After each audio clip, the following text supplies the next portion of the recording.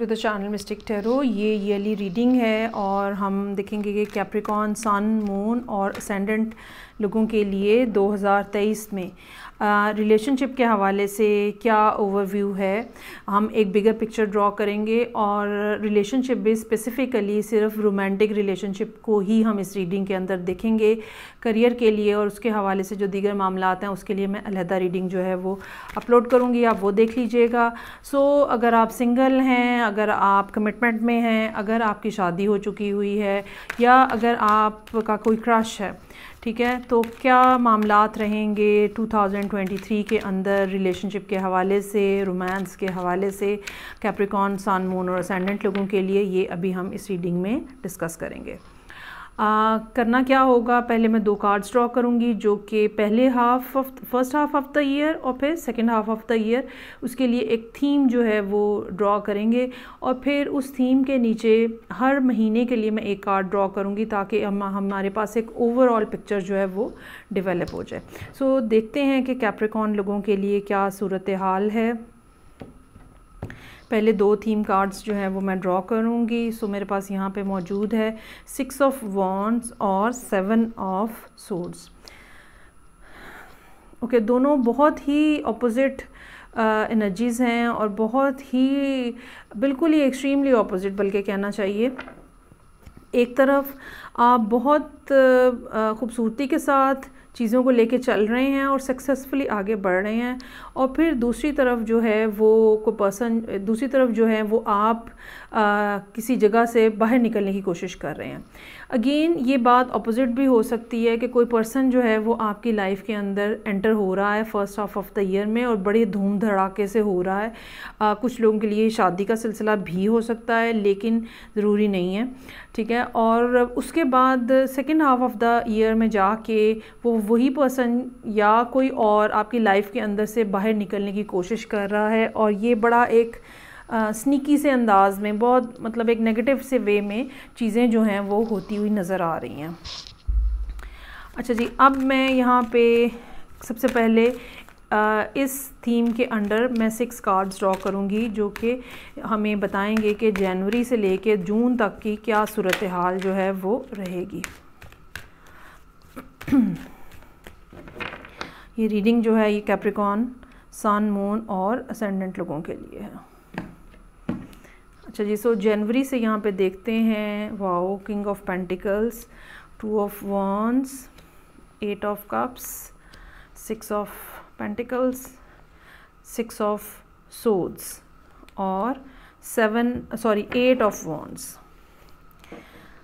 अच्छा जी, ये कोई ऐसा पर्सन हो सकता है जो कि ऑलरेडी एग्जिस्ट कर रहा है, और ये पर्सन जो है इट्स नॉट कि भाई कहीं से, मतलब ये किसी भी कार्ड से ये नहीं लग रहा कि ये पर्सन अब एंट्री कर रहा है आपकी लाइफ के अंदर।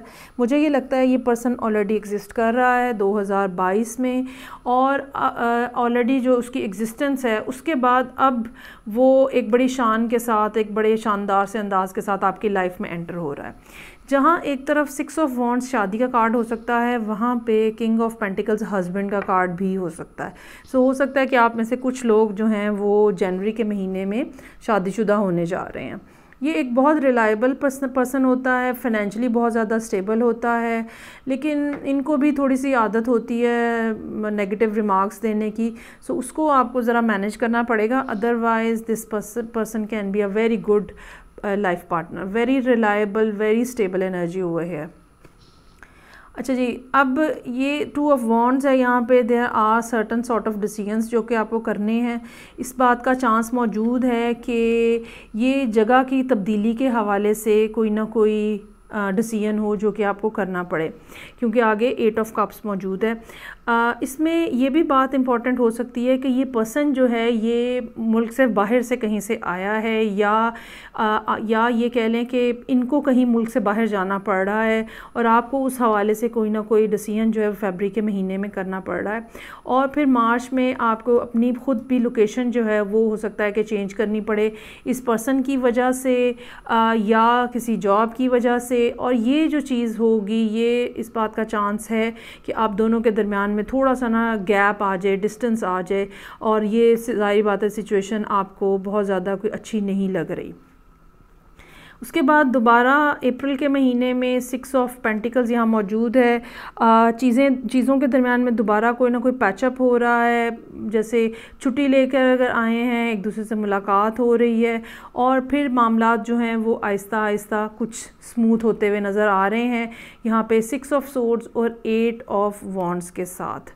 अच्छा, इसमें एक दूसरी बात जो है वो ये हो सकती है, चूँकि अगर बिलफर्ज वाक़तन शादी हुई है, ठीक है, तो कोई ना कोई इस किस्म की बात हो जो कि मार्च के महीने में डिस्टर्बेंस का बायस बने। ये एक्ट जो है ये इस किंग की तरफ से भी हो सकता है और ये कैप्रिकॉर्न की तरफ से भी हो सकता है, जो कि मार्च का महीना है कि मैं आपको मोहतात रहने की ज़रूरत है कि कोई डिसअपॉइंटमेंट जो है वो इस तरह की ना डेवलप होने पाए जिससे सारा रिलेशनशिप का मिजाज जो है वो ख़राब हो जाए। लेकिन बहरहाल अप्रैल में मामलात जो हैं वो बेहतर हो रहे हैं, मई में मज़ीद स्मूथ हो रहे हैं और काफ़ी ज़्यादा एक्टिव रिलेशनशिप नज़र आ रहा है। जून के महीने के अंदर कम्युनिकेशन बहुत ज़्यादा रहेगी, ट्रैवलिंग बैक एंड फोर्थ काफ़ी ज़्यादा नज़र आ रही है। यहाँ पे 6 ऑफ वॉन्ड्स ट्रैवल को इंडिकेट कर रहा है, 2 ऑफ वॉन्ड्स ट्रैवल को इंडिकेट कर रहा है, 8 ऑफ कप भी मूवमेंट को इंडिकेट कर रहा है, और उसके बाद ये आखिरी दोनों कार्ड 6 ऑफ सोर्ड्स और 8 ऑफ वॉन्ड्स भी ट्रैवलिंग को, कम्युनिकेशन को, बहुत आगे जल्दी जल्दी आगे पीछे होने को रिप्रेजेंट जो है वो करते हुए नज़र आ रहे हैं।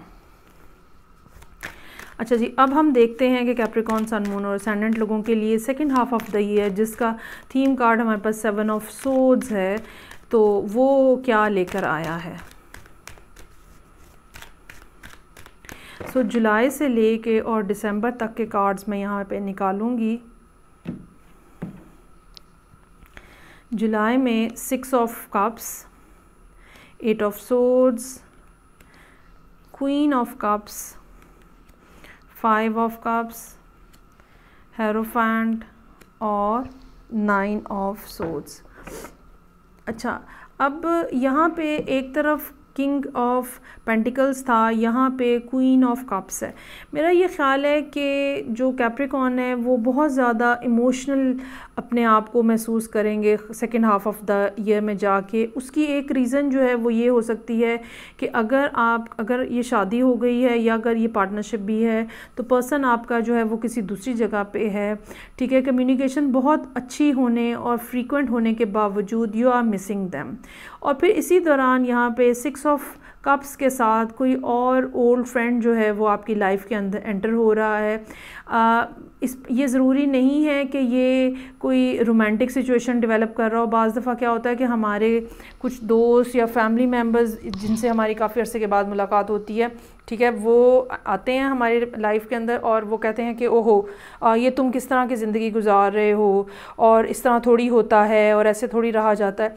और उनका ये कहना जो है ये हमारे लिए बहुत ज़्यादा डिस्टर्बिंग साबित होता है और हम बहुत ज़्यादा इसमें पेन फील करते हैं और बहुत ज़्यादा पहले ज़ाहिर बात है लोनलीनेस फ़ील हो रही होती है और उसके बाद फर्दर जो है वो हमारा इमोशनली जो है हम डिस्टर्ब फील करते हैं। यही वजह है कि यहाँ पे 7 ऑफ सोर्ड्स मौजूद है। बार बार आपका दिल चाहेगा कि मैं यहाँ से निकल जाऊँ, सारा कुछ छोड़ छाड़ के गायब हो जाऊँ। अच्छा जी, अगस्त का महीना ख़ास तौर पे काफ़ी टेंस रह सकता है, जिसमें इंसान जो है वो अपने आप को किसी सिचुएशन में फंसा हुआ फ़ील करता है और उसको कोई वे आउट नहीं नज़र आ रहा होता, उसके पास कोई सलूशन नहीं होता। अच्छा, इसमें मोस्टली ऐसा होता है कि हम अपने आप को ना जिसको कहते हैं ना कि मिज़री में फ़ील करते हैं या हम समझते हैं कि हमारे साथ तो बहुत जुल्म हो रहा है और हमारा ये माइंडसेट जो है वो हमें मज़ीद हमारी एनर्जी को लो करता चला जाता है और हम अपने आप को मज़ीद मजबूर और अकेला और तन्हा फ़ील करते रहते हैं। ये सारी सिचुएशन जो है वो सितंबर के महीने में क्वीन ऑफ कप्स है। यहाँ पे बहुत ज़्यादा हाइपर इमोशनल आप अपने आप को फ़ील करेंगे। आपको लगेगा कि आपके इमोशंस का कोई रिस्पांस नहीं आ रहा, मुझसे कोई मोहब्बत नहीं करता और मेरी किसी को ज़रूरत नहीं है टाइप के जो एक थोड़ा इमोशनल स्टैंस होता है वो यहाँ पे नज़र आ रहा है। अगेन इसमें आप बार बार अपने आप को महसूस करेंगे कि बस मैं इसमें से निकल जाऊँ, मैं इस रिलेशनशिप से निकल जाऊँ, मैं इस सारी सिचुएशन से निकल जाऊँ। अक्टूबर में मज़ीद ये चीज़ डीपन होती हुई नज़र आ रही है, जहाँ पे आपको लग रहा है कि रिलेशनशिप भी ख़त्म हो रहा है, मेरे से तो मोहब्बत ही नहीं रही है और ये ताल्लुक़ एंड हो रहा है। हालांकि ऐसा नहीं है। यहाँ पे 2 ऑफ कप्स जो है वो इंटैक्ट हैं। ये सिर्फ़ और सिर्फ आपको इसलिए फ़ील हो रहा है कि किसी ने आपको इस बात का एहसास दिलाया है कि भाई आपके साथ तो बहुत ज़्यादती हो रही है, और जो पर्सन जिसके साथ आपने सारा सिलसिला शुरू किया था मोस्ट प्रोबेबली वो एक डिस्टेंस के ऊपर है और एक फ़िज़िकल कनेक्शन जो है वो मिसिंग है। ओके, उसके बाद हेरोफेंट है। ठीक है, अब बेहतर ये होगा कि आप किसी बड़े के पास जाएं, आप किसी गुरु के पास जाएं, आप किसी एल्डर फैमिली मेम्बर के पास जाएं, वो आपको सही रास्ता दिखाए। ये बात याद रखिएगा कि हर शख्स जो हमें कहता है ना कि हम आपके दोस्त हैं, वो दोस्त हो सकता है कि नहीं हो। दूसरी बात ये कि हर बार पिक्चर को एक ही अंदाज से नहीं देखते हैं। ठीक है, थोड़ा सा किसी डिफरेंट एंगल से भी देखने की कोशिश करते हैं। और नवंबर के महीने में अगर आप अपने आप को स्पिरिचुअली इंक्लाइन करने की कोशिश करेंगे या किसी के पास मशवरा लेने जाएंगे, किसी बड़े के पास, वो यकीनन आपको एक रास्ता दिखाएगा कि ये जो सारी सूरत हाल आपको नज़र आ रही है, इसमें एक ये भी पॉसिबिलिटी जो है वो मौजूद है।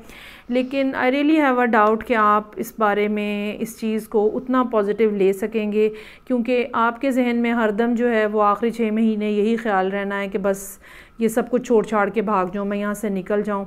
और 9 ऑफ सोर्ड्स है, एक टिपिकल एक ऐसा कार्ड जो कि इस बात की तरफ इंडिकेशन होती है कि ओवर थिंकिंग है। आपका मंकी माइंड जो है आपको ऐसी नेगेटिव पिक्चर्स पेंट कर रहा है जो कि शायद उतनी नेगेटिव हैं ही नहीं, या उतनी मुश्किल है ही नहीं जितनी मुश्किल आपने अपने आप को बनाया हुआ है या समझ रहे हैं। बेहतर ये होगा कि आप अपने आप को किसी दूसरे काम में, किसी दूसरी चीज़ में इन्वॉल्व करें ताकि आपका टाइम जो है वो बिज़ी गुजरे। बहुत सारे लोगों के साथ ये भी प्रॉब्लम होती है कि लैक ऑफ इंटरेस्ट जो है वो, किसी भी चीज़ के अंदर लैक ऑफ इंटरेस्ट जो है आपको बोर कर देता है, और वो बोरियत जो है वो आप किसी ख़ास पर्सन के साथ ही पूरी करना चाह रहे होते हैं और वो हमें अवेलेबल नहीं होता, और उसके बाद हमें ये लगता है कि बस अब तो शायद ज़िंदगी का हर काम जो है वो ख़त्म हो गया है और कुछ भी नहीं हो सकता। एक दूसरी सूरत हाल यहाँ पे ये भी हो सकती है कि अगर बिलफर्ज़ ये कोई शादी हुई है और ये पर्सन जो है, जो कि हस्बैंड या वाइफ हो सकता है, ये किसी दूसरी जगह के ऊपर रहते हैं और अब आपको भी वहाँ जाना है। 7 ऑफ सोर्ड्स जो है ये भी इंडिकेशन हो सकती है कि आपको भी वहाँ जाना है, लेकिन सर्टन लीगल रिस्ट्रिक्शंस जो हैं वो आपको वहाँ जाने नहीं दे रही। वीज़ा का प्रॉब्लम है या कोई और दूसरा इशू है। ठीक है, और ये चीज़ भी आपको परेशान किए हुए है, लेकिन इसका भी सलूशन कोई भी नहीं है सवाए इसके कि सब्र और हौसले के साथ जो है वो टाइम के गुजरने का इंतज़ार किया जाए। ये थी रीडिंग जो कि कैप्रिकॉर्न लोगों के लिए थी। करियर की रीडिंग जो है वो मैं अलग से पोस्ट करूँगी। हाँ, अपना बहुत ज़्यादा ख्याल रखिएगा। नेक्स्ट रीडिंग तक इजाज़त दीजिए। खुदा हाफिज़।